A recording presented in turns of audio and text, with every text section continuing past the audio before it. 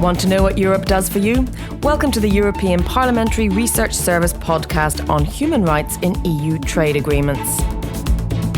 As a community of states based on fundamental norms and values, the EU includes human rights clauses in all agreements on trade or cooperation with third countries.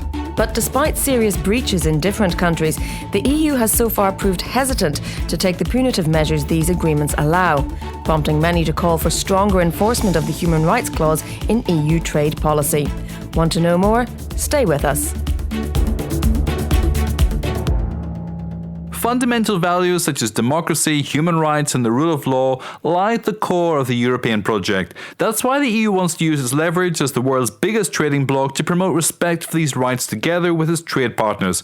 Now, how does it work in practice? Since the 1990s, it has included human rights clauses in its international agreements, commercial and non-commercial, with third countries. The aim is not to set new human rights and democratic standards, but to reaffirm the commitment of the parties to their obligations under international law. The Human Rights Clause allows one or other party to partially or fully suspend an agreement unilaterally in case of a breach by its counterparty, although to date, the EU has never activated such a clause to suspend trade preferences under any of its trade agreements. It has clearly preferred constructive engagement to more restrictive measures, but the presence of so many countries with problematic human rights and democracy records among the parties to the EU's trade agreements raises many questions. Stay with us.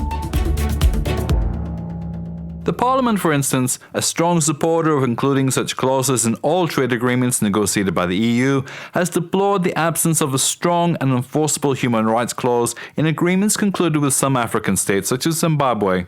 It also called for reinforced application of the clause in response to serious breaches of human rights and democratic principles in different countries, such as Nicaragua. Civil society organisations have also criticised the EU for being too reluctant to apply sanctions, and some academic studies have accused the EU of being inconsequential in its sanctions policy, being more assertive towards smaller partners which are more dependent on EU aid and trade than larger, more independent countries. But the Commission defends its constructive approach by arguing that, more than as an instrument to punish, the clause should be used as a way to keep political dialogue open and to encourage progress and cooperation in the field of human rights and democracy. Now, how effective is the human rights clause?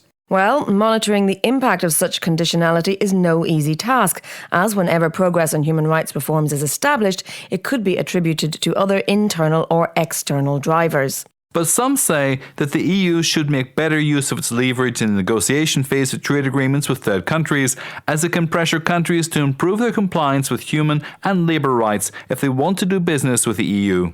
So how is the EU's position on this likely to evolve in the future? Stay with us.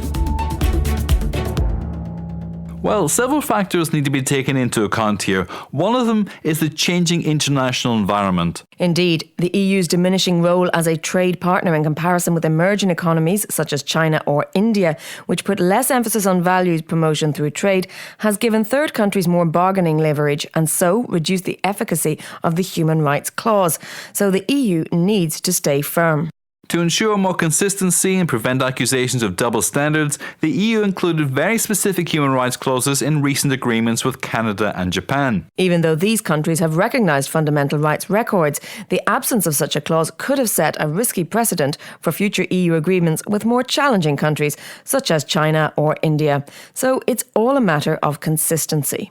To improve the effectiveness of the human rights clause in the future, civil society and academics have proposed measures such as carrying out regular assessments of the human rights impact of trade agreements, or improving the role of the European Parliament in the application of such clauses. A role the Parliament would probably take on gladly, as it has repeatedly called for better mechanisms to monitor human rights situations in third countries before any trade agreement is concluded, as well as after. You're listening to the European Parliamentary Research Service podcasts.